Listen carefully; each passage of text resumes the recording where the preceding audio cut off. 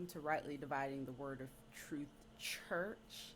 This YouTube video is one of our first, and we're excited to be doing it. We really thought, as a small church, it's important to still have a web presence out there. And so one of the things that we wanted to show is how, if you are a small church and you are attempting to kind of test out new things, whether it's social media or email marketing, branding, whatever it is, you can do it with a small group of people without a large budget. Majority of the things that we're going to show throughout the channel are going to be free. So let's get started. So first I wanted to start off with our ending result. Basically what we wanted to do is have something very simple, having a email header, and then what we wanted our announcement to be about, some pictures, and then finally like a signature with email, working mail to, and website. So if you click it, you can go to the website and see how it kind of like changes. So it should format and fit to any screen, even if you're on mobile. So that's the ultimate goal that we were working for. So in this tutorial, we are using Google Chrome, and we decided to use Google Chrome because of the add-on that we wanted to use for Gmail. It was just easier. So to find an HTML editor for Gmail, you'll go to the Chrome Web Store. You can honestly just type it in Google. It should go right to it. And free HTML editor for Gmail by CloudHQ. Click it, it downloads. I already have it downloaded, so I won't do that. From there, once it downloads, you'll compose a new email and you'll see a little thing that says edit as HTML at the bottom. And this is what opens up the editor. The editor is convenient in that if you are into HTML programming, website design, that kind of thing, you can do a lot of the basic things on the source side. However, if you're someone that isn't familiar with HTML programming, it is pretty decent at doing drag and drop. In this instance, you can go as simple as typing something and doing it all by hand like you would a normal email. My suggestion is to kind of design it as best you can in the regular Gmail and then copy it over. What do I mean by that? All right, here we go. Pull the email that you want to copy and literally copy it over. Then when you compose the new email,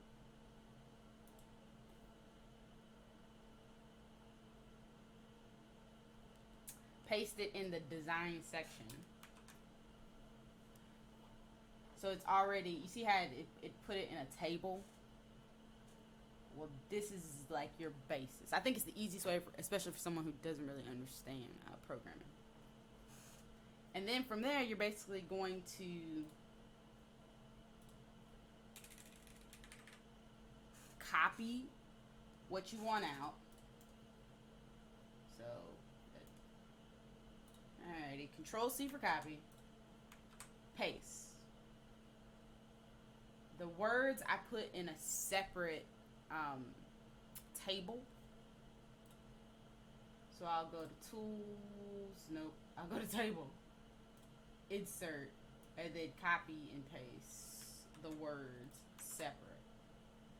Just like that.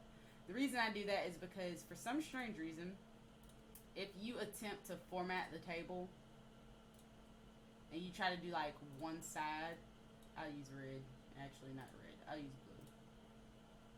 It'll change like the entire table. So if you only want color in one section, you're actually going to have to go through and create a separate table for each set of words. Alright, so from here, I'm going to go ahead and create the email that I want, and we'll move on.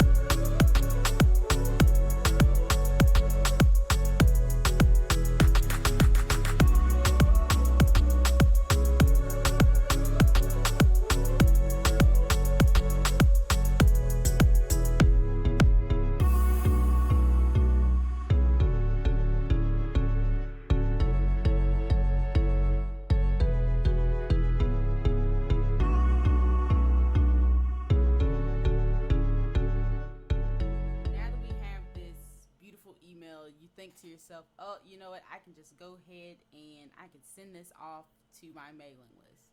And I learned the hard way that that is actually a very bad idea, because one, you always want to test what you send. This add-on does have a habit of changing what you see in the design to not match what's actually in the source. So you should always take the source code and copy and paste it and add it to some kind of text editor, whether that's Notepad, Notepad plus plus, WordPad, Google Docs. Just save it somewhere so that you know that you don't have to do the work all over again.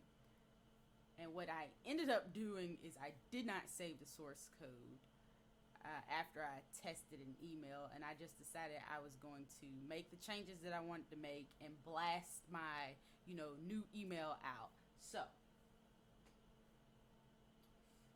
right here is actually my original email. It didn't have any color to it. It was very plain, basic, and I wanted to make it more colorful. So, copied and pasted it. Went back into the design view, added the color, the tables, and what ended up happening is the email reformatted itself. In the design view, it looked exactly the same, except it had like the added colors. But in reality, what it had done was the tables and the format had kind of shifted the details on the email. So, again, I can't stress enough. Please save the source code. It will save you time and embarrassment in the future.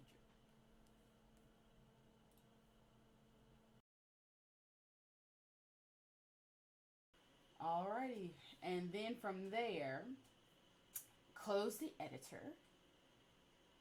It auto saves how it is supposed to look in the system. Now, theoretically, what I probably should have done, and you can probably edit that some more. I One thing like that Gmail is difficult, at least for me to see, is it doesn't allow you to like adjust the screen too much. Like, it'll let you do that, but it won't kind of let you see what you're looking at. So you kind of, for me, I send a test email to see how it would look to my users. So, test newsletter, and then I'm gonna send it to myself because Gmail will let you do that. Wait, forthrightly. All right, and then we send, and then we have it. And when we open it, that's how it would look big screen. If I was to make the screen smaller, that's how it would look. And this is just like a simple version, but as you can see, it looks 10 times 10 times better than what I was initially trying to do, and that's just because I really didn't understand the system.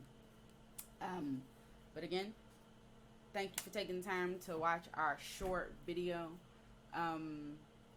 We plan on doing more, but this was just kind of like an intro to some things that we are doing as a church to kind of grow our presence, social media presence out there, get more information to members. But other than that, that's all I got. So until next time, guys.